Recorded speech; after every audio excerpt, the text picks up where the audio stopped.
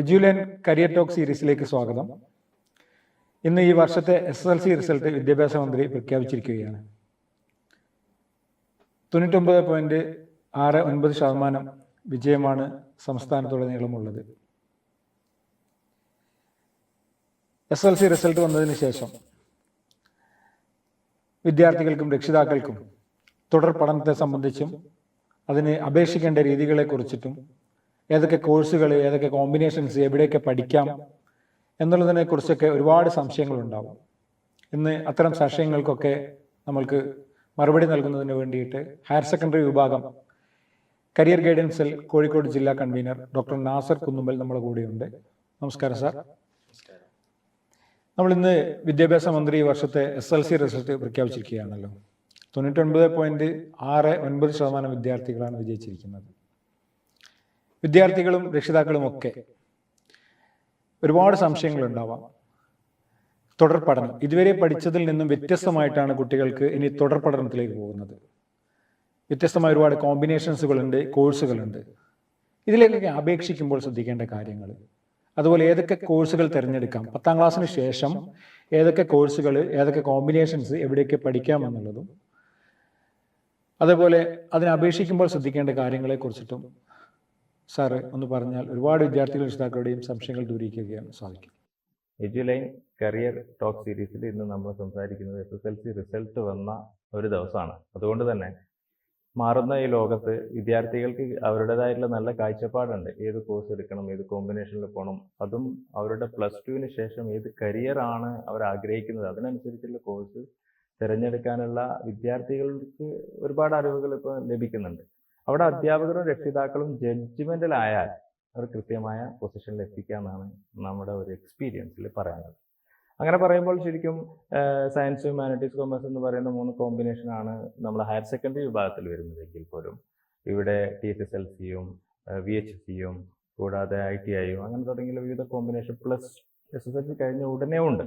പക്ഷേ ഇതൊക്കെ വിവിധ ജോബുകളിലേക്ക് അവരെ എത്തിക്കാൻ വേണ്ടിയിട്ടുള്ള ഓരോ പ്രോസസ്സാണ് ഗവൺമെന്റ് കൃത്യമായിട്ട് അനലൈസ് ചെയ്തതാണ്. വിദ്യാഭ്യാസ മന്ത്രി ഓരോ ജില്ലയിലെയും വിവിധ സീറ്റുകളുടെ എണ്ണം വെച്ചിട്ട് പറയുണ്ടായി. നമ്മളെടുത്ത് അതിൻ്റെ ഡാറ്റ ഉണ്ട്. ഹയർ സെക്കൻഡറിയിൽ 3 കോമ്പിനേഷനാണ്, commerce, science, humanities, commerce 3 combination. അവിടെ 9 വരെ വരുന്ന ഏകദേശം ഇനി നമ്മൾ കുറച്ച് കാര്യങ്ങളുടെ പാരൻസും ടീച്ചേഴ്സും എസ്പെഷ്യലി SSLC ജയിച്ചവർ ഒന്ന് പഠിക്കണം അടുത്തൊരാഴ്ച. അതാണ് എനിക്ക് പ്രത്യേകിച്ച് റെക്കമെൻഡ് ചെയ്യാനുള്ളത്. അതിൽ ഒന്ന്, ഈ ഒരാഴ്ച പഠിക്കേണ്ടത് ഏതൊക്കെ സ്കൂളിലാണ്. ഇതുവരെ നമ്മൾ SSLC കഴിഞ്ഞ സ്കൂളിൽ തന്നെ ഹയർ സെക്കൻഡറി ആകുമ്പോൾ ആ സ്കൂളിൻ്റെ കോഡ് നമ്പർ തന്നെ മാറും. ആ കോഡ് നമ്പറിൽ എത്ര കോമ്പിനേഷൻ വരുന്നു, അത് ആ കോമ്പിനേഷനിൽ നോക്കുന്ന സമയത്ത് നമുക്ക് മനസ്സിലാവും. സയൻസിൽ ഏകദേശം 1 മുതൽ 1 എന്ന് പറയുന്ന കോമ്പിനേഷൻ നമ്പറിൽ വരുന്നത് ബയോളജി സയൻസ് ആണ്. എന്നാൽ 5 എന്ന് പറയുന്ന കോമ്പിനേഷൻ നമ്പറിൽ വരുന്നത് കമ്പ്യൂട്ടർ സയൻസ് ആണ്. അങ്ങനെ 9 വരെ വരുന്ന എല്ലാം സയൻസ് കോമ്പിനേഷൻസ് ആണ്. അതിനുശേഷം 9ന് ശേഷം വരുന്ന മുഴുവൻ കോമ്പിനേഷൻ 4 എണ്ണം ഒഴിച്ച് ബാക്കി എല്ലാം വരുന്നത് ഹ്യൂമാനിറ്റീസ് കോമ്പിനേഷനാണ്. 40-ലധികം കോമ്പിനേഷൻ ഉണ്ട് കേട്ടോ. അതിൽ 11 കൂടുതലായിട്ടുള്ള ഹ്യൂമാനിറ്റീസ് കോമ്പിനേഷനാണ്. അതിനുശേഷം കൊമേഴ്സിലോട്ട് വരുന്ന സമയത്ത് 37, 38, 39 തുടങ്ങിയിട്ടുള്ള കോമ്പിനേഷൻസുകൾ കൊമേഴ്സിൽ വരുന്നുണ്ട്. ഈ കോമ്പിനേഷനാണ് നമ്മൾ ആദ്യം ഒന്ന് പാരൻസും സ്റ്റുഡൻസും ഒക്കെ ഒന്ന് നോക്കേണ്ടത്. എവിടെ നോക്കും? അതിന് എളുപ്പ വഴിയുണ്ട്. HSCAP എന്ന് പറയുന്ന വെബ്സൈറ്റ് ഉണ്ട്. ആ വെബ്സൈറ്റ് ഇപ്പോൾ ആക്റ്റീവ് ആവും കേട്ടോ. അപ്പോൾ അതിൽ നമ്മൾ പോയി കഴിഞ്ഞാൽ ഓരോ സ്കൂള്, നമ്മളെ നിയർ ബൈ സ്കൂൾ നമുക്ക് നോക്കാം. അതിലൂടെ നമുക്ക് ആ സ്കൂളിലെ കോമ്പിനേഷൻ മനസ്സിലാക്കണം. ആ കോമ്പിനേഷനിലൂടെ നമുക്ക് പറ്റുന്ന കോഴ്സാണ് എന്ന് തിരിച്ചറിയാൻ പാരൻസിനും കുട്ടികളെ സഹായിക്കാൻ ഗവൺമെൻറ് പ്രതിജ്ഞാബദ്ധമാണ്. രണ്ടാമത്തത്, +2 കഴിയും 2 വർഷം കഴിയുമ്പോൾ. ഇതിന് നമ്മൾ പറയുന്ന ഒരു ബ്രിഡ്ജ് എന്നാണ്. ഈ ബ്രിഡ്ജിൽ നിന്ന് ഇറങ്ങുന്ന സ്ഥലമാണ് നമുക്ക് എൻട്രൻസ് ആണോ വേണ്ടേ, അല്ലെങ്കിൽ കോളേജ് ആണോ വേണ്ടേ, അല്ലെങ്കിൽ ഒരു ജോലിയാണോ വേണ്ടേ. ഒരാൾക്ക് പെട്ടെന്ന് ജോലി കിട്ടണം, അവർ ITIക്ക് ഇപ്പോഴേ ചേരാം. ചിലർക്ക് തൊഴിലധിഷ്ഠിത വിദ്യാഭ്യാസം ആഗ്രഹിക്കുന്നു, അവർക്ക് VHSCയിൽ പോകാം. ഇത്രയും വൈഡായിട്ടുള്ള ഓപ്പർച്യൂണിറ്റി ഉണ്ട് ഒരു കാലഘട്ടത്തായതുകൊണ്ട് തന്നെ വിദ്യാർത്ഥികൾ സോഷ്യൽ മീഡിയയിലൂടെ മറ്റൊക്കെ പല കോമ്പിനേഷനും പഠിച്ചുകൊണ്ടിരിക്കുന്നുണ്ട്. ഒപ്പം നമ്മൾ അധ്യാപകരും കൂടെ രക്ഷിതാക്കളും ഒരുമിച്ച് ചേർന്നാൽ കുട്ടികളെ കൃത്യമായ ഒരു റൈറ്റ് പാത്തിലേക്ക് കൊണ്ടുപോകാൻ പറ്റുമെന്നാണ് എനിക്ക് പറയാം. അല്ല സാറേ, നമ്മളിപ്പോൾ ഹയർ സെക്കൻഡറി +1 അതിനെക്കുറിച്ചിട്ടാണ് കൂടുതൽ പറഞ്ഞത്. അപ്പോൾ ഒരുപാട് +1 പോളിടെക്നിക്, ITI അങ്ങനെ വരുന്നുണ്ടല്ലോ. അപ്പോൾ അതിനെക്കുറിച്ചിട്ടൊന്ന് പറയാം. ഏതൊക്കെ ഇതിലേക്ക് അപേക്ഷിക്കാം. അതുപോലെ VHSCന് ഒരു തൊഴിലധിഷ്ഠിത കോഴ്സ് എന്നൊക്കെയാണ് പറയുന്നത്.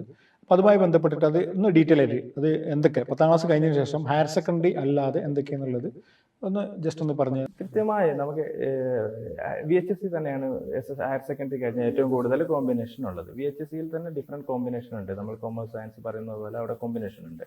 ആ കോമ്പിനേഷൻ നോക്കിയിട്ട് ഇപ്പോൾ എൻ്റർപ്രണർഷിപ്പിനെയൊക്കെ പ്രത്യേക ഉള്ള, അതുപോലെ IT പ്രാധാന്യം നൽകുന്ന NSQF എന്ന് പറഞ്ഞാൽ സ്റ്റാൻഡേർഡ് സ്കിൽ അസോസിയേഷനൊക്കെ അംഗീകരിച്ചിട്ടുള്ള വ്യത്യസ്ത പരിഷ്കരിച്ച സംവിധാനങ്ങളൊക്കെ ഉള്ള സിലബസ് ഒക്കെ ഉള്ള ഒരു സംവിധാനമാണ് VHSC. അപ്പോൾ VHSCയുടെ കോഴ്സുകൾ നമുക്ക് ഇതിൻ്റെ കൂടെ തന്നെ സെലക്ട് ചെയ്യാം. അവിടെയും സയൻസ് ഉണ്ട്. അവിടെ പഠിക്കുന്ന അതേ സയൻസും നമ്മൾ ഹയർ സെക്കൻഡറിയിൽ വരുന്ന സയൻസും സെയിം എക്സാമിനേഷനും വാല്യുവേഷനും വരെയാണ് നടക്കുന്നത്. അതൊന്നും പലപ്പോഴും പാരൻസിന് അറിയത്തില്ല കേട്ടോ. അതിനുശേഷം VHSC കഴിഞ്ഞാൽ ഇതേപോലെ തന്നെ വേറെ THSLC എന്ന് പറയുന്ന ഒരു സാധ്യത ഉണ്ട്, ടെക്നിക്കൽ ഹയർ സെക്കൻഡറി സ്കൂൾ.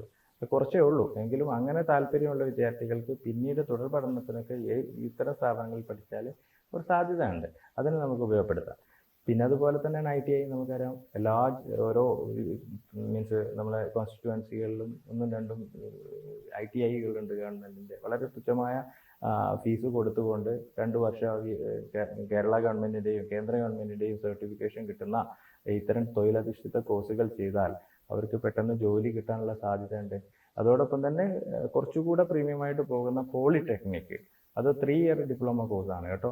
ആ 3 ഇയർ കോഴ്സ് ചെയ്ത് കഴിഞ്ഞാൽ അവർക്ക് തുടർന്നിട്ട് ലാറ്ററൽ എൻട്രി വഴി BTech വരെ പോകാം. അത്തരത്തിലുള്ള സാധ്യത ഉണ്ട്. അതിനൊക്കെ SSLC ആണ് ക്വാളിഫിക്കേഷൻ. ഒരു ടെക്നിക്കൽ മൈൻഡുള്ള കുട്ടി അധികം എഴുതാനും പിന്നെ പരീക്ഷയിലൂടെ മാർക്ക് മേടിക്കാൻ കുറവ് തോന്നുമെന്ന് പാരൻസോ ടീച്ചേഴ്സോ ഹൈസ്കൂൾ ടീച്ചേഴ്സിന് ഇതിന് വലിയ റോൾ ഉണ്ട് കേട്ടോ. അപ്പോൾ അവർ കൂടെ ഐഡൻറ്റിഫൈ ചെയ്യുന്ന കുട്ടികളെ പെട്ടെന്ന് തന്നെ അവരെ ഹയർ സെക്കൻഡറി കൊണ്ടുപോയി അവരെ ആ ഒരു 2 വർഷം നഷ്ടപ്പെടുത്തുന്നതിന് പകരം അവർ ടെക്നിക്കൽ ഓറിയൻറ്റഡ് ആയിട്ടുള്ള ITI പോളിയിലേക്ക് വിടുകയാണെങ്കിൽ അവർക്ക് കരിയറിലേക്ക് പെട്ടെന്ന് എത്താൻ വേണ്ടി പറ്റും. മാറുന്ന കാലത്ത് അവർക്കൊക്കെ നല്ല എൻ്റർപ്രണേഴ്സ് ആയിട്ടൊക്കെ മാറാനുള്ള സാധ്യതയുണ്ട്. അതായത് സാറ് പറഞ്ഞ പ്രകാരം SSLC കഴിഞ്ഞിട്ട് ഓരോ കോഴ്സുകൾ തിരഞ്ഞെടുക്കുമ്പോൾ പാരൻസും കുട്ടികളും അവരിരുന്ന് ഒരുമിച്ച് തീരുമാനിക്കുക, അതുപോലെ തന്നെ അതിന് വിദഗ്ധരുടെ അഭിപ്രായം തേടി ഒരു ഡിസിഷൻ എടുക്കണമെന്നാണ് സാർ പറഞ്ഞു തരുന്നത്. അതുപോലെ സാർ ഇതിൽ ഈ ഓൺലൈൻ അപേക്ഷകൾ, അതായത് 10ാം ക്ലാസ് വരെ പഠനത്തിന് ഓൺലൈൻ അപേക്ഷകൾ, മറ്റ് പ്രൊസീജിയർ കാര്യങ്ങളൊന്നുമില്ല. ഇനി അങ്ങോട്ടുള്ള ഏകജാല സംവിധാനം വഴിയാണല്ലോ അഡ്മിഷൻ പ്രൊസീജിയർ മൊത്തം നടക്കുന്നത്. അപ്പം ഒരുപാട് കൺഫ്യൂഷൻസ് ഉണ്ടാവും. പലരും അക്ഷയ സെൻറ്ററുകൾ, സ്വന്തം കമ്പ്യൂട്ടർ ഇങ്ങനെയൊക്കെ ചെയ്യുന്നവരൊക്കെ ഉണ്ട്. ഇതിൽ ശ്രദ്ധിക്കേണ്ട കാര്യങ്ങൾ, ഒന്നാമത്തത് ഓൺലൈൻ അപേക്ഷിക്കുമ്പോൾ ശ്രദ്ധിക്കേണ്ട കാര്യങ്ങൾ. 2, എന്തൊക്കെ രേഖകൾ വേണം. അതുപോലെ തന്നെ ഈ +1 10ാം ക്ലാസ് കഴിഞ്ഞ് +1 അഡ്മിഷന് വേണ്ടിയിട്ട് ഈ സർട്ടിഫിക്കറ്റ്സുകൾ കുറേ, ഇപ്പം JRC, അതേപോലെ സ്പോർട്സ് കോട്ടയിലുള്ള പ്രവേശനം, ഇങ്ങനെയൊക്കെ ഒരുപാട് പ്രവേശന നടപടിക്രമങ്ങളൊക്കെ ഉണ്ട്. ഇതൊന്ന് ഡീറ്റെയിൽ ആയിട്ടൊന്ന് പറയാൻ പറ്റും. അതുപോലെ തന്നെ ഒരു കാര്യം കൂടി അതിൻ്റെ കൂടെ ഉള്ളത്, ഓൺലൈൻ പ്രവേശന നടപടിക്രമങ്ങൾക്ക് ഹെൽപ്പ് ചെയ്യാൻ വേണ്ടിയിട്ട് സ്കൂളുകളിലൊക്കെ അതിനുള്ള സംവിധാനങ്ങളുണ്ടോ എന്നത് കൂടി സാർ ഒന്ന് പറഞ്ഞാൽ വളരെ നന്നായിരുന്നു. Career guidance adolescence council cell എന്ന് പറയുന്നത് ഹയർ സെക്കൻഡറി വിഭാഗത്തിൻ്റെ കരിയർ സപ്പോർട്ട് ചെയ്യാൻ വേണ്ടിയുള്ള സെല്ലാണ്. ഇതിൽ യഥാർത്ഥമായിട്ട് നമ്മൾ 14-ാം തീയതി തന്നെ ഫോക്കസ് പോയിന്റ് എന്ന് പറയുന്ന പ്രോഗ്രാം നടത്തുന്നുണ്ട്. അതിൽ ഓരോ സ്കൂളിൽ നിന്നും വിജയിച്ച മുഴുവൻ SSLC വിദ്യാർത്ഥികളെയും വിളിച്ചു വരുത്തി അവർക്ക് കൃത്യമായ മാർഗനിർദ്ദേശങ്ങൾ നൽകുന്നുണ്ട്. ആ ഒരു രീതിശാസ്ത്രം കുറേ വർഷമായിട്ട് ചെയ്യുന്നുണ്ട് കേട്ടോ. ഇതിവിടെ ശ്രദ്ധിക്കേണ്ട കാര്യങ്ങൾ എന്ന് വെച്ചാൽ, ഓൺലൈനിൽ ആപ്ലിക്കേഷൻ കൊടുക്കാനുള്ള വിൻഡോ 16-ാം തീയതി ഓപ്പൺ ആവും. അന്ന് മുതൽ 25-ാം തീയതി വരെയുള്ള നമ്മളൊരു സ്റ്റിപ്പുലേറ്റഡ് ടൈം ബീയിങ്ങിൽ നമ്മൾ അപ്ലൈ ചെയ്യണം. അപ്പോൾ നമ്മൾ ഇപ്പോഴേ തന്നെ നമ്മൾ വിവിധ IT സെൻറ്ററുകൾ നമ്മളോട് ആപ്ലിക്കേഷൻ മേടിച്ചു വെക്കും. ആ മേടിച്ചു വെക്കുന്ന സമയത്ത് അവരെ മാത്രം ഡിപ്പെൻഡ് ചെയ്യാതെ നമ്മൾ തന്നെ സ്വയം ഒന്ന് ആ കോമ്പിനേഷനും കോഴ്സും ഒക്കെ ഒന്ന് പഠിക്കാൻ ശ്രമിക്കണം, പാരൻസും ടീച്ചേഴ്സും. ഒപ്പം നമ്മുടെ ഹൈസ്കൂളിലെയും ഹയർ സെക്കൻഡറിയിലെയും അധ്യാപകരുടെ ഒരു സഹായവും ഈ കാര്യത്തിൽ നമ്മൾ മേടിച്ചെടുക്കാൻ വേണ്ടി പറ്റും. അങ്ങനെ ചെയ്തു കഴിഞ്ഞാൽ കോമ്പിനേഷൻ നമുക്ക് തെറ്റാതെ പറ്റും. ചിലപ്പോൾ മലപ്പുറം ജില്ലയിലുള്ള കുട്ടിക്ക് കോഴിക്കോട് ജില്ലയിലോ അല്ലെങ്കിൽ തിരുവനന്തപുരത്തുള്ള കുട്ടിക്ക് കൊല്ലത്തോ ഒക്കെ അപേക്ഷിക്കാനൊക്കെ പറ്റും. ജില്ല മാറി അപേക്ഷിക്കാൻ വേണ്ടി പറ്റും. അത് നോക്കാം. അതിനുള്ള പ്രത്യേക കോഡുകളും കാര്യങ്ങളൊക്കെ ഉണ്ട്. അപ്പം നമുക്ക് ഇതിനെ എല്ലാം, ഒരുപക്ഷെ നമ്മൾ കോവിഡ് സമയത്ത് സ്വന്തമായി കുട്ടികൾ വീട്ടിലിരുന്നു കൊണ്ട് ആപ്ലിക്കേഷൻ കൊടുക്കാനുള്ള അവയർനെസ് ഒക്കെ നമ്മൾ കൊടുത്തു, അവർ ഈസി ആയിട്ട് ചെയ്യുകയും ചെയ്തു. അതുകൊണ്ട് പക്ഷേ നമ്മൾ ഈ IT സെൻറ്ററുകളിൽ മാത്രം ഡിപ്പെൻഡ് ചെയ്യുമ്പോൾ പലപ്പോഴും നമ്മൾ ഉദ്ദേശിച്ച കോമ്പിനേഷൻ കൊടുക്കാതിരിക്കുകയും പിന്നീട് അവർക്ക് ആപ്ലിക്കേഷൻ മാറ്റി കൊടുക്കേണ്ടി വരുന്നൊക്കെ സാഹചര്യമുണ്ട്. പിന്നെ ഒരു കാര്യം കൂടെ ഉണ്ട്, ഈ 25-ന് നമുക്ക് ആപ്ലിക്കേഷൻ അവസാനിച്ചാലും 29 മെയ് 29-ന് തന്നെ ട്രയൽ അലോട്ട്മെന്റ് വരിക. വളരെ ഫാസ്റ്റ് ആയിട്ടാണ് ഇപ്രാവശ്യത്തെ എല്ലാ കാര്യങ്ങളും. അപ്പോൾ ട്രയൽ അലോട്ട്മെന്റിൽ അവർക്ക് എന്തെങ്കിലും മാറ്റം വരുത്തണമെങ്കിൽ അവിടെ ഒരു ഓപ്ഷൻ ഉണ്ട്. അതും നമ്മുടെ പാരൻസോ സ്റ്റുഡൻസോ അറിയാതെ പോകും. അപ്പോൾ യൂണീക്ക് നമ്പർ അവർക്ക് വരും. ഈ നമ്മളൊരു മൊബൈൽ നമ്പർ കൊടുക്കണം ഇതിൽ. ആ മൊബൈൽ നമ്പറിലേക്ക് ആ മെസ്സേജസ് ഒക്കെ വരിക. അപ്പോൾ നമ്മൾ ആക്റ്റീവായൊരു മൊബൈൽ നമ്പറാണ് പലപ്പോഴും നമ്മൾ ശ്രദ്ധിക്കാതെ പോകുന്നൊരു കാര്യം. അത് ആക്റ്റീവായ നമ്പറും അതിലേക്ക് വരുന്ന OTPയും മറ്റുമൊക്കെ നമ്മൾ സൂക്ഷിച്ചു വെക്കേണ്ടതാണ്. പിന്നെ സാർ ചോദിച്ച ഒരു കാര്യം എന്ന് വെച്ചാൽ എന്തൊക്കെ രേഖകൾ. സ്വാഭാവികമായിട്ട് SSLCയുടെ ഡോക്യുമെന്റ്സ് മുഴുവൻ ഹയർ സെക്കൻഡറിയുടെ ഈ ഡാറ്റ ഷീറ്റിലേക്ക് ഓൺലൈൻ ആപ്ലിക്കേഷൻ മോഡിലേക്ക് HSK ആപ്പിലേക്ക് ആഡ് ഓൺ ചെയ്യുന്നതുകൊണ്ട് എല്ലാ രേഖകളും അവിടെ വരും. അത് നമ്മൾ ക്രോസ് ചെക്ക് ചെയ്യുകയാണ് വേണ്ടത്. പേര്, നമ്മുടെ കമ്മ്യൂണിറ്റി, നമ്മളുടെ മാർക്കും ഒക്കെ ഒന്ന് ക്രോസ് ചെക്ക് ചെയ്യണം. അതിനുശേഷം നമ്മൾ ചെയ്യേണ്ട ചില ആഡ് ഓൺ സംഭവങ്ങളുണ്ട്. ഇപ്പോൾ ഇതിന് എത്ര മാർക്കിലാണ് ഗ്രേസ് മാർക്ക് കിട്ടുക? വ്യത്യസ്ത ഗ്രേസ് മാർക്കുകൾ നമ്മൾ പ്രൊവൈഡ് ചെയ്യുന്നുണ്ട് ഗവൺമെൻറ്. അപ്പോൾ അതുകൊണ്ട് തന്നെ JRCക്ക് അത് നമ്മൾ ടിക്ക് ചെയ്യേണ്ടത് സർട്ടിഫിക്കറ്റ് ഉണ്ടെങ്കിൽ മാത്രം. അതുപോലെ നമ്മൾ ലിറ്റിൽ കൈസ് സർട്ടിഫിക്കറ്റ് ഉണ്ടെങ്കിൽ നമുക്കതിൽ ടിക്ക് ചെയ്യാം. അങ്ങനെ ഗ്രേസ് നമുക്കറിയാം. പിന്നെ നമുക്ക് സ്കൂളിൽ അവരുടെ എക്സ്ട്രാ ആക്ടിവിറ്റീസിൽ പങ്കെടുക്കുന്ന സ്കൗട്ട് ആൻഡ് ഗൈഡ്സ് ഉണ്ടെങ്കിൽ അതിന് നമുക്ക് ടിക്ക് ചെയ്യാം. NSS സാധാരണ ഉണ്ടാവില്ല, NCC ഉണ്ടാവാറുണ്ട് പല സ്കൂളിലും. NCC ഉണ്ടെങ്കിൽ ടിക്ക് ചെയ്യാം. ഇത്തരം കുറച്ച് നാലോളം വരുന്ന വിവിധ എക്സ്ട്രാ വർക്കുകൾ ചെയ്യുന്ന കുട്ടികളുടെ ആക്ടിവിറ്റി ചെയ്യുന്നതിന് ഗവൺമെൻറ് ഗ്രേസ് മാർക്ക് കൊടുക്കുന്ന ഇതിനൊക്കെ നമുക്ക് ടിക്ക് മാർക്ക് ചെയ്യുന്നത് എന്തായിരിക്കും ഇവർക്ക് ഗ്രേസ് മാർക്കിലേക്ക് ആഡ് ചെയ്യാനുള്ളതാണ്. കൂടാതെ ഒരു കാര്യമുണ്ട്, ഈ കുട്ടി വല്ലപ്പോഴും ശാസ്ത്രമേളയിലോ കലോത്സവങ്ങളിലോ പങ്കെടുത്തിട്ടുണ്ട്, സ്റ്റേറ്റ് ലെവലിൽ എത്തിയിട്ടുണ്ട്, ആ സർട്ടിഫിക്കറ്റ് ഉണ്ടെങ്കിൽ അതും നമ്മളിവിടെ ടിക്ക് ചെയ്യണം. അതിന് ഓപ്ഷൻസ് ഉണ്ട് പലപ്പോഴും. അത്തരത്തിലുള്ള വിൻഡോ ഓപ്പൺ ആയ ആക്റ്റീവായ കാര്യങ്ങൾ മാത്രം. ഇപ്പം വിൻഡോ ആക്റ്റീവ് ആയിട്ടില്ല, അപ്പോൾ ആക്റ്റീവ് ആവുന്ന സമയത്ത് നമ്മൾ അതിന് സോഫ്റ്റ്വെയർ സെറ്റ് ചെയ്തിട്ടുണ്ട്. അതിൽ ടിക്ക് മാർക്ക് ചെയ്യുമ്പോൾ ഉറപ്പിക്കണം നമ്മളടുത്ത് ആ സർട്ടിഫിക്കറ്റ് ഉണ്ടെന്ന്. ചിലവർ സർട്ടിഫിക്കറ്റ് ഇല്ലാതെ അപേക്ഷിക്കും, പിന്നീട് സർട്ടിഫിക്കറ്റ് നമ്മൾ വെരിഫൈ ചെയ്യും ഞങ്ങൾ സ്കൂളിൽ നിന്ന്. ആ സമയത്ത് ഇവർ വിഡ്രോ ചെയ്യും, അവർ പുതുതായിട്ട് അപേക്ഷിക്കേണ്ടി വരും. ഇത്തരം മിസ്റ്റേക്ക് ഒന്നും ഇല്ലാതിരിക്കാൻ വേണ്ടിയിട്ട് പാരൻസും കുട്ടികളും, എസ്പെഷ്യലി ഞാൻ IT സെൻറ്ററുകാരോട് കൂടെ പറയുകയാണ്, അവർ കൂടെ ഇതൊരു വളരെ സീരിയസ് ആയി എടുക്കണം. പാരൻസും കുട്ടികൾക്കും പലപ്പോഴും അങ്ങ് ദൂര ദിക്കുകളിൽ നിന്ന് പല സ്കൂളുകളിലും വരേണ്ടി വരാറുണ്ട്. അതൊന്നും ഇല്ലാതിരിക്കാൻ വേണ്ടിയിട്ട് വളരെ സൂക്ഷ്മമായിട്ട് നമ്മൾ സ്കൂളും ഇടപെട്ട് ചെയ്യേണ്ട ഒരു പ്രോസസ്സാണ് ഈ സിംഗിൾ വിൻഡോ എന്നുള്ളതാണ്. ഓക്കെ. അതേപോലെ പിന്നെ നമ്മൾ അറിയാം, കേരളത്തിലൊരു പ്രത്യേകത എന്താണെന്ന് വെച്ചാൽ ഇപ്പം അത് കുറഞ്ഞു വരുന്നുണ്ട്. ഇപ്പോൾ 10ാം ക്ലാസ് പാസ്സായി കഴിഞ്ഞാൽ ഏറ്റവും നല്ല മാർക്കുള്ള കുട്ടികൾ, ഒരുപക്ഷെ ഫുൾ A+ ഉള്ള കുട്ടികൾ, 9A+ ഉള്ള കുട്ടികൾ, ഇങ്ങനെയൊക്കെ നല്ല മാർക്കുള്ള കുട്ടികൾ ആദ്യം തന്നെ സയൻസ് സെലക്ട് ചെയ്യുന്നു. സയൻസ് കിട്ടിയില്ലെങ്കിൽ കൊമേഴ്സ് സെലക്ട് ചെയ്യുന്നു. കൊമേഴ്സ് കിട്ടിയില്ല ഹ്യൂമാനിറ്റീസ്, അതും കിട്ടിയില്ലെങ്കിൽ VHSC അല്ലെങ്കിൽ മറ്റ് കോഴ്സുകൾ നോക്കാം എന്നുള്ള രീതിയിലൊക്കെ അങ്ങനെയൊക്കെ പോകുന്ന ഒരുപാട് വിദ്യാർത്ഥികളുണ്ട്. അതിൽ ഒരു മാറ്റങ്ങളൊക്കെ വരുന്നുണ്ട്, എങ്കിൽ പോലും മെജോറിറ്റി ആ രീതിയിൽ തന്നെയാണ് ഇപ്പോഴും പോകുന്നത്. അതായത് 10ാം ക്ലാസ് കഴിഞ്ഞാൽ ഞങ്ങൾക്ക് +2 പഠനത്തിന് ശേഷം നമുക്കറിയാം, ഈ +2ലാണ് കുറേ +2 പരീക്ഷ എഴുതി സെക്കൻഡ് ഇയർ ആ വർഷം തന്നെയാണ് കുറേ എൻട്രൻസ് എക്സാമിനേഷനുകൾ വരുന്നത്. രാജ്യത്തെ മികച്ച സ്ഥാപനങ്ങളായ IIT, അതേപോലെ NITs, രാജ്യത്തെ മികച്ച മെഡിക്കൽ കോളേജസ്, അതേപോലെ MBBS പഠനത്തിന്, എഞ്ചിനീയറിംഗ് പഠനത്തിന്, അങ്ങനെ മറ്റ് സെൻട്രൽ യൂണിവേഴ്സിറ്റി പഠനങ്ങൾക്ക് ഇതിനൊക്കെ എൻട്രൻസ് എക്സാമിനേഷൻ വഴിയൊക്കെയാണല്ലോ. അപ്പോൾ 10ാം ക്ലാസ് കഴിഞ്ഞിട്ട് +2ൽ ഈ ഒരു രീതിയിൽ എടുക്കുന്നുണ്ട്. ഏറ്റവും നല്ല മാർക്കുള്ള കുട്ടികളെ സയൻസ്, പിന്നെ കൊമേഴ്സ്, പിന്നെ ഹ്യൂമാനിറ്റീസ് ആ രീതിയിൽ എടുക്കുന്നുണ്ട്. അതിന് പകരം ഈ അപേക്ഷിക്കാൻ ഇനിയും കുറഞ്ഞ 16ാം തീയതി മുതലാണ് ഓൺലൈൻ ആപ്ലിക്കേഷൻ തുടങ്ങുന്നത്. അതിനിടയിൽ ഏതൊക്കെ രീതിയിൽ സാർ നേരത്തെ പറഞ്ഞ പ്രധാനപ്പെട്ട ഒരു കാര്യം എന്ന് പറയുന്നത്, ഈ ഓൺലൈൻ അക്ഷയ കേന്ദ്രങ്ങൾ പോലത്തെ ഓൺലൈൻ കേന്ദ്രങ്ങൾ ഒരുപാട് തുണയാകുന്നുണ്ട്, ഹെൽപ്ഫുൾ ആണ് കുട്ടികൾക്ക് അപേക്ഷ സമർപ്പിക്കാൻ വേണ്ടിയിട്ട്. പക്ഷേ ദിവസങ്ങൾക്ക് മുന്നേ അവിടെ ആപ്ലിക്കേഷൻ മേടിച്ച് വെച്ച് വിദ്യാർത്ഥികളുടെ രക്ഷിതാക്കളുടെ സാന്നിധ്യത്തിലല്ലാതെ അക്ഷയ സെൻ്ററുകാർക്കോ അല്ലെങ്കിൽ ഓൺലൈൻ സേവന കേന്ദ്രങ്ങൾക്കോ ഇഷ്ടമുള്ളതുപോലെ അപേക്ഷ കൊടുക്കുന്നതൊക്കെ ഉണ്ട്. അതിനപ്പുറത്തേക്ക് ഈ ദിവസങ്ങളിൽ വിദഗ്ധരുമായിട്ട്, അധ്യാപകരുമായിട്ടും അതേപോലെ ഈ മേഖലയിലെ വിദഗ്ധരുമായിട്ടൊക്കെ ഈ കോഴ്സിനെ കുറിച്ചിട്ട്, തുടർ പഠനത്തെ കുറിച്ചിട്ടൊക്കെ ആലോചിച്ചതിന് ശേഷം ഏതൊക്കെ കോഴ്സുകൾ, ഏതൊക്കെ കോമ്പിനേഷൻസ്, ഏതൊക്കെ സ്കൂളുകളിൽ നിന്ന് ഫൈനലൈസ് ചെയ്തിട്ട് വേണം അപേക്ഷ കൊടുക്കുവാൻ എന്നുള്ളതാണ് സാർ നേരത്തെ പറഞ്ഞത്. അത് കൃത്യമായിട്ട് വിദ്യാർത്ഥികളും രക്ഷിതാക്കളും ശ്രദ്ധിക്കേണ്ട ഒരു കാര്യമാണ്. അപ്പോൾ ഞാൻ നേരത്തെ പറഞ്ഞ കാര്യത്തിലേക്ക് വരാം. നമ്മൾ ഈ പറഞ്ഞതുപോലെ സയൻസ് എടുക്കുന്നു, പിന്നെ അത് കിട്ടിയില്ല കൊമേഴ്സ് എടുക്കുന്നു, അത് കിട്ടിയില്ല ഹ്യൂമാനിറ്റീസ് എടുക്കുന്നു. ഈ രീതിയിൽ മെജോറിറ്റി സ്റ്റുഡൻസ് പോകുന്നൊരു കാര്യം കേരളത്തിൽ കണ്ടുവരുന്നുണ്ട്. അപ്പോൾ അതിൽ നിന്നൊരു വ്യത്യസ്തമായിട്ട് നമുക്ക് വേണ്ടത് അറിഞ്ഞെടുക്കണം. അതിനെക്കുറിച്ചൊരു സാറിന് എന്താണ് പറയാനുള്ളത്? കുറേ വർഷങ്ങളായിട്ട് നമ്മൾ കാണുന്ന ഒരു മെത്തേഡാണ് സയൻസ്, കൊമേഴ്സ്, ഹ്യൂമാനിറ്റീസ് അങ്ങനെയൊക്കെ തുടങ്ങിയിട്ടുള്ള കോമ്പിനേഷൻ. ഇപ്പോൾ കുട്ടികൾക്ക് അറിയാം അവരുടെ എന്ത് മേഖലയിലേക്കാണ് അവർക്ക് എത്തേണ്ടതെന്നുള്ളത്. കരിയർ പാത്തിനെ കുറിച്ചൊരു ധാരണ ഉണ്ട് അവർ. അതുകൊണ്ട് തന്നെ ഷിഫ്റ്റിംഗ് വരുന്നുണ്ട്. എന്ന് വെച്ചാൽ നമ്മളതിൽ പാരൻസും ടീച്ചേഴ്സും ഒക്കെ അതിൽ നന്നായി ഇൻവോൾവ് ചെയ്യണം. എങ്കിൽ മാത്രമേ റൈറ്റ് പൊസിഷനിലേക്ക് നമ്മൾ വിദ്യാർത്ഥികളെ എത്തിക്കാൻ വേണ്ടി പറ്റുള്ളൂ. അപ്പോൾ സയൻസ് എടുക്കുന്ന ഒരാൾക്ക് ഡോക്ടർ ആവണം, എഞ്ചിനീയർ ആവണം, പ്യുവർ സയൻസ് പഠിക്കണം. അപ്പോൾ അതുകൊണ്ട് ബയോളജി സയൻസോ അല്ലെങ്കിൽ കമ്പ്യൂട്ടർ സയൻസോ അവർ പഠിക്കുക തന്നെ വേണം. എന്നാൽ ആ ഒരു വിദ്യാർത്ഥി അവർക്ക് നല്ലൊരു എൻ്റർപ്രണർ ആവണം. സ്റ്റാർട്ടപ്പ് മിഷനിലൊക്കെ തൗസൻഡ്സ് ഓഫ് സ്റ്റാർട്ടപ്സുകൾ ഇൻക്യുബേറ്റ് ചെയ്യുന്നതൊക്കെ സ്റ്റുഡൻസ് ആണ്. അപ്പോൾ അതിനു വേണ്ടിയുള്ള പ്രോസസ്സ് സ്കൂളിൽ നിന്ന് നടക്കുന്നുണ്ട്. ശാസ്ത്രമേളകളിലൂടെയും സ്റ്റാർട്ടപ്പ് മിഷനുകളുടെ പ്രോസസ്സിലൂടെയും YIP-യിലൂടെയൊക്കെ നമ്മൾ സ്കൂളിൽ ഇതൊക്കെ നടത്തുന്നത്, അല്ലെങ്കിൽ കൈറ്റിലൂടെയും ഒക്കെ നമ്മൾ ഇത് നടത്തുന്നത് ഈ കുട്ടികൾക്ക് എത്രയും പെട്ടെന്ന് ഒരു എൻ്റർപ്രണർ ആവാനുള്ള പോസിബിലിറ്റി ഗവൺമെൻറ് നൽകാൻ വേണ്ടിയിട്ടാണ്. സ്കിൽ ഇന്ത്യ മിഷനൊക്കെ അതിന് വേണ്ടിയിട്ടാണ്. അപ്പോൾ അതുകൊണ്ട് ഇതിൻ്റെ സാധ്യതകൾ ഉണ്ടെന്ന് മനസ്സിലാക്കി അവർ കൊമേഴ്സിലേക്കോ ഇനി സോഷ്യൽ മേഖലയിൽ ഇതിനെയൊക്കെ കോർഡിനേറ്റ് ചെയ്യാൻ എപ്പോഴും ഒരു സംവിധാനം നടക്കുമ്പോൾ, ഒരു ഇവന്റ് നടക്കുമ്പോൾ അതിനെ ഓർഗനൈസ് ചെയ്യാനുള്ള സ്കില്ല് സോഷ്യൽ സയൻസിലൂടെ ഡെവലപ്പ് ചെയ്യേണ്ട ഒരു സാധനമാണ്. അപ്പൊ അതിനുള്ള സ്കില്ല് ഡെവലപ്പ് ചെയ്യാൻ വേണ്ടിയിട്ടും അതുപോലുള്ള സോഷ്യൽ സയൻസ് എന്റർപ്രണേഴ്സ് ആകാൻ വേണ്ടിയിട്ടും സോഷ്യൽ എഞ്ചിനീയേഴ്സ് ആവാനും വേണ്ടിയിട്ടും ഒരു പഴയ രീതിയിൽ ഒരു ടീച്ചറോ അല്ലെങ്കിൽ ഒരു സിവിൽ സർവൻ്റോ അപ്പുറത്ത് സോഷ്യൽ സയൻസിന് വളരെ ഓപ്പർച്യൂണിറ്റീസ് ഉണ്ട്. IIT-കളും NIT-കളും ഒക്കെ ഇത് കൊണ്ടുവരുന്നുണ്ട്. ഇപ്പോൾ കോഴിക്കോട് NIT-യിലെ സ്ഥാപനത്തിന്റെ പേര് തന്നെ മാറ്റി, അതേസമയം മാനേജ്മെന്റ് ഇൻസ്റ്റിറ്റ്യൂട്ട് മാറ്റിയിട്ട് social science and higher education institute എന്നൊക്കെ പേരിലൊക്കെ വ്യത്യസ്തമായ പേരുകൾ വരെ കൊണ്ടുവരുവാണ്. അപ്പോൾ അത്തരത്തിൽ സോഷ്യൽ സയൻസിന്റെ സാധ്യതകളെ ഈ കുട്ടികളെ ബോധ്യപ്പെടുത്താൻ ടീച്ചേഴ്സ്, പാരൻസ് അതുപോലെയുള്ള എല്ലാവരും ബാധ്യതയുണ്ട്. അപ്പോൾ കുട്ടി തീരുമാനിക്കും ഏതിൽ പോകണം, സയൻസ് വേണോ, ഹ്യൂമാനിറ്റീസ് വേണോ, കൊമേഴ്സ് വേണോ.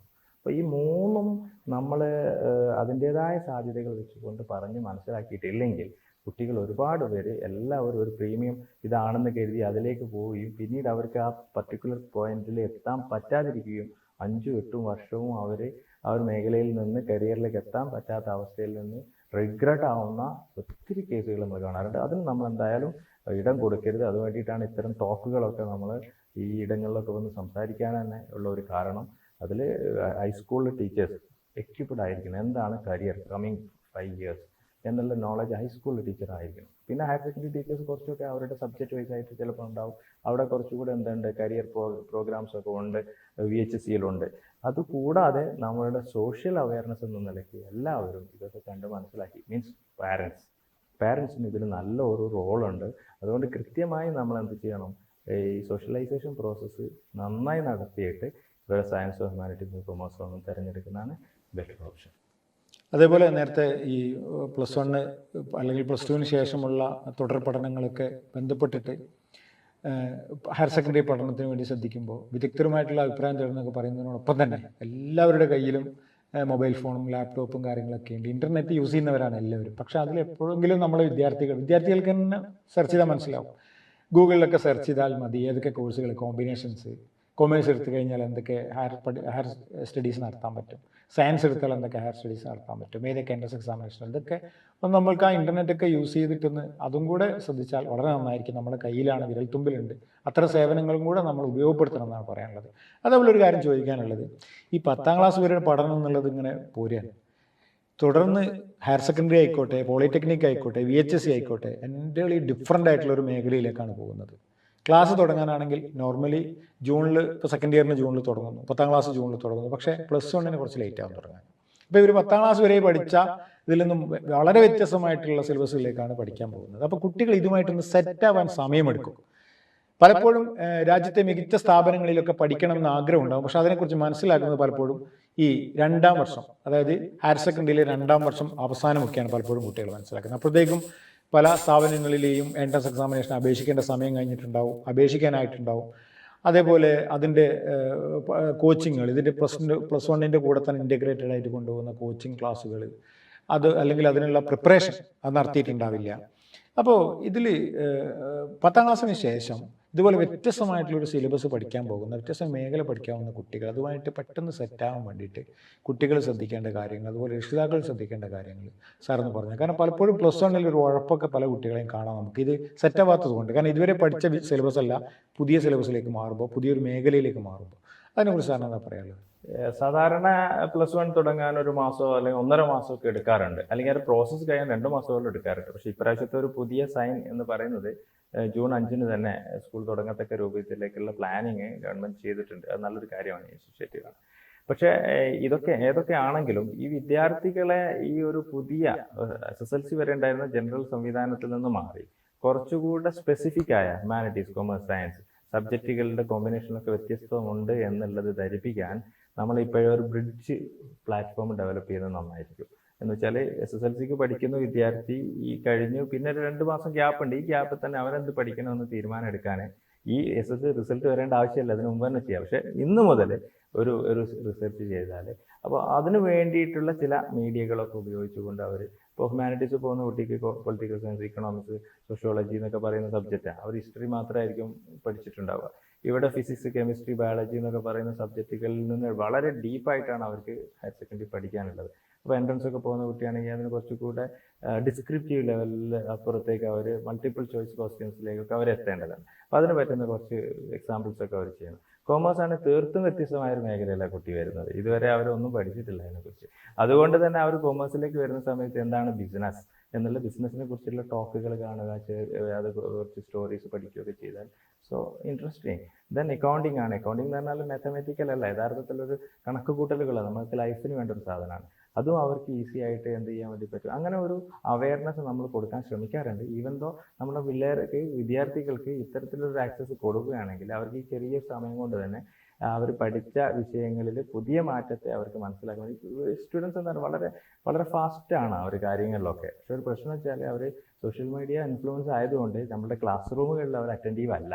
അപ്പോൾ ആ ഒരു പ്രശ്നത്തെ പരിഹരിച്ച് കഴിഞ്ഞാൽ ഇത്തരത്തിലുള്ള പ്രശ്നങ്ങളൊക്കെ മീൻസ് കോമ്പിനേഷനും മാറ്റങ്ങളൊക്കെ ഈസി ആയിട്ട് അവർക്ക് ചെയ്യാൻ വേണ്ടി പറ്റും. ബട്ട് എല്ലാവരും ടീച്ചേഴ്സ്, പാരൻസ്, സ്റ്റുഡൻസ് എല്ലാവരുടെയും ഒരു കൂട്ടായ്മ ഇതിലുണ്ടാകുമ്പോഴാണ് ഇത് ഫാസ്റ്റായിട്ട് ഉണ്ടാവുക. അതേപോലെ നമ്മൾ ഈ +2 അല്ലെങ്കിൽ തുടർ പഠനം, ഇപ്പോൾ ഹയർ സെക്കൻഡറി ആയിക്കോട്ടെ, ടെക്നിക്കൽ ഹയർ സെക്കൻഡറി ആയിക്കോട്ടെ, VHSC ആയിക്കോട്ടെ, ഇതിൻ്റെയൊക്കെ 2 വർഷത്തെ പഠനത്തിന് ശേഷമാണ് നമ്മൾ ഓരോ കരിയർ, പ്രധാനമായിട്ടുള്ള കരിയർ മേഖലയിലേക്ക് കരിയറിലേക്ക് കാലെടുത്ത് വെക്കുന്ന കോഴ്സുകൾ ചെയ്യുന്നത്. അതിപ്പോൾ സ്വാഭാവികമായിട്ട് ഇന്നത്തെ ഈ കാലഘട്ടത്തിൽ നമുക്ക് നമ്മുടെ നാട്ടിലുള്ള കോളേജുകളിൽ പഠിക്കുക അല്ലെങ്കിൽ കേരളത്തിൽ തന്നെയുള്ള കോളേജിൽ പഠിക്കുക എന്നതിന് അപ്പുറത്തേക്ക് വേൾഡ് വൈഡായി സ്റ്റുഡൻസിൻ്റെ, വിദ്യാർത്ഥികളുടെ ചിന്തകൾ.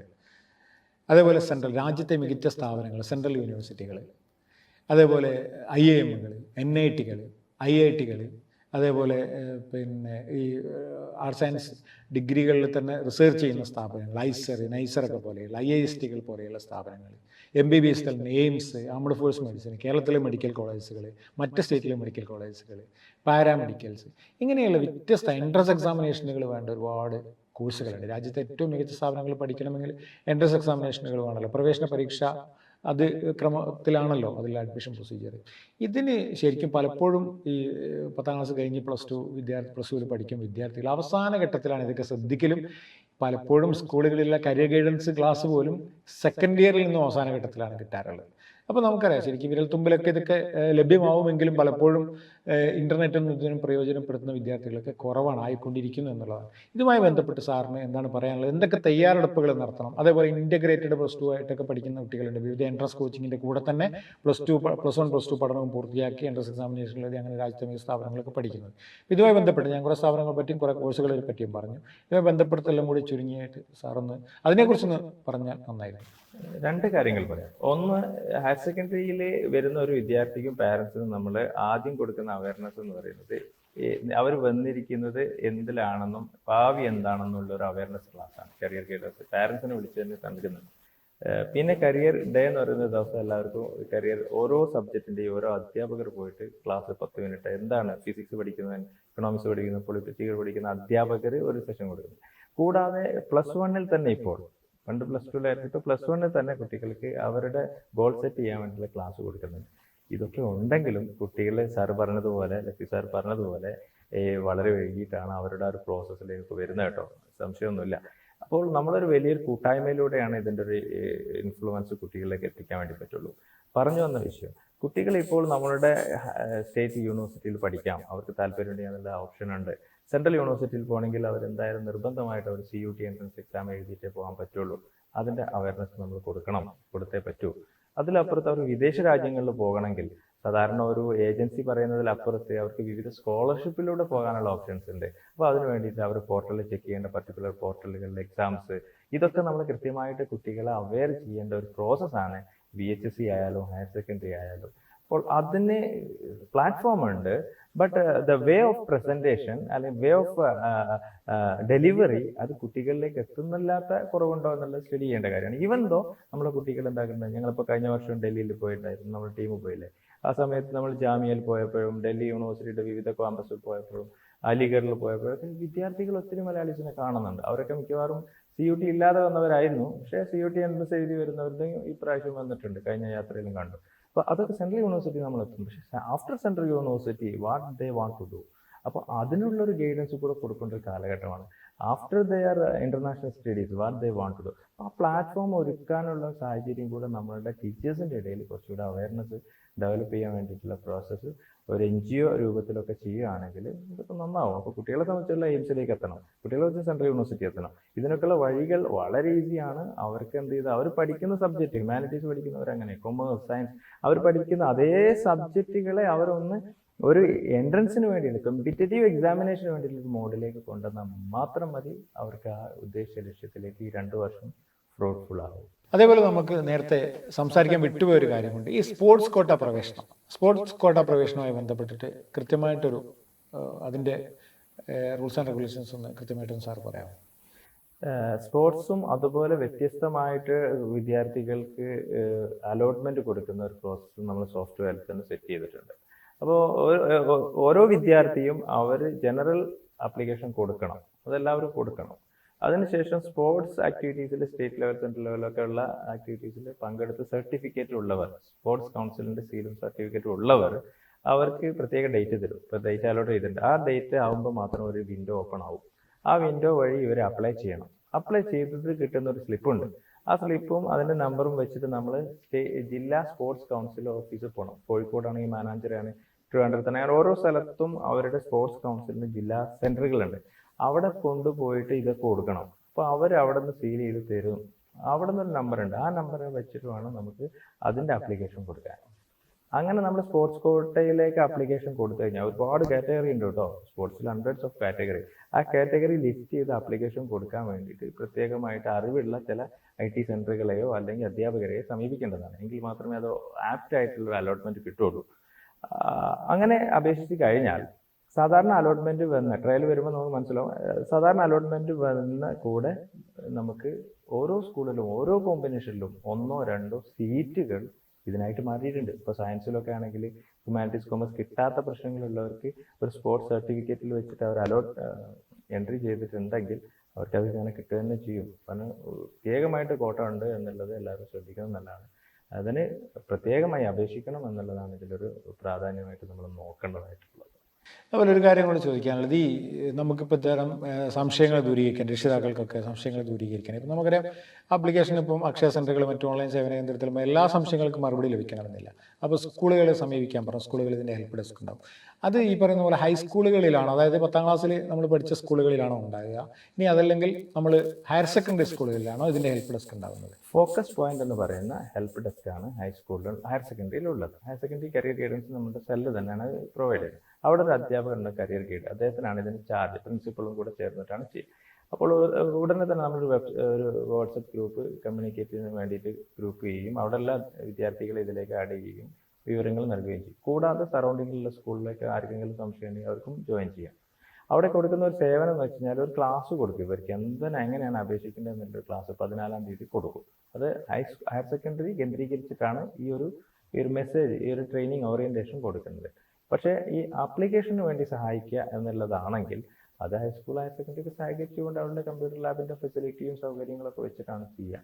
അതിന് തൊട്ടടുത്തുള്ള നമ്മുടെ IT സെൻറ്ററുകൾ ഉണ്ടല്ലോ, അവരൊക്കെ ആയിട്ട് സഹകരിക്കുന്ന പ്രശ്നമുണ്ട്. എന്തായാലും തെറ്റ് വരാതെ കുട്ടികളെ കൃത്യമായിട്ട് അപ്രോപ്രിയേറ്റ് ആയിട്ടുള്ള എൻട്രി പ്രോസസ്സ് ചെയ്ത് കൊടുക്കാമെന്ന് വേണ്ടിയിട്ട് സോഷ്യൽ മൊബിലൈസേഷൻ പ്രോസസ് ആയിട്ടാണ് ഞാനിതിനെ മനസ്സിലാക്കിയത്. ആരുടെയും മറ്റുള്ളവരുടെ ഉത്തരവാദിത്വമൊന്നുമല്ല, ഇത് കുട്ടിക്ക് കൃത്യമായ സ്ഥലത്ത് എത്തിച്ചു കൊടുക്കുക എന്നുള്ള നമ്മളെല്ലാവരും. അല്ല, അതിപ്പോൾ സാധാരണ ഒരു ഗ്രാമപ്രദേശത്തൊക്കെ ഒരു സംശയം ഉണ്ടായെന്ന് വെച്ചാൽ, അപ്പോൾ അവർ ഹൈസ്കൂളിലാണ്, അപ്പോൾ അവർ പഠിച്ച 10ാം ക്ലാസ് അവിടെ ആ സ്കൂളുകളിൽ എന്തെങ്കിലും സൗകര്യം ലഭ്യമാക്കുന്നുണ്ടോ ഗവൺമെന്റ് തലത്തിൽ?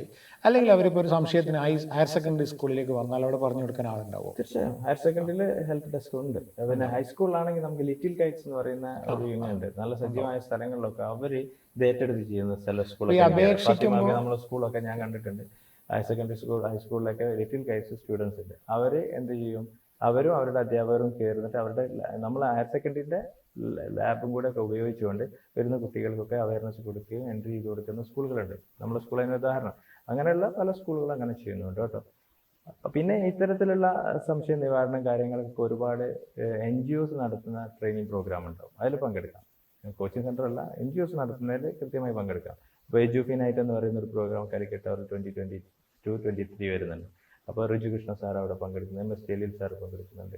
അത്തരത്തിലുള്ളൊക്കെ ടോക്ക് സീരീസൊക്കെ നമ്മളൊന്ന് ഒരു സമയം പാരൻസൊക്കെ സമയം എടുത്ത് പോയിട്ട് ഈ റിയലിസ്റ്റിക് ആയിട്ട് ചോദിക്കാം. അപ്പോൾ ഇവരൊക്കെ എക്സ്പേർട്ടുകളാവാം. അതുപോലെ എൻട്രൻസ് കമ്മീഷൻ ഫോമേഴ്സ് അങ്ങനെയൊക്കെയുള്ള സെഷൻസ് നോക്കി പോയി കഴിഞ്ഞാൽ ഒരുപക്ഷെ കുട്ടികളുടെ ഭാവി ഉഷാറാക്കാൻ വേണ്ടിയിട്ട് പാരൻസിന് കിട്ടുന്ന നല്ല അവസരമാണ്. ചിലവൊന്നുമില്ലല്ലോ.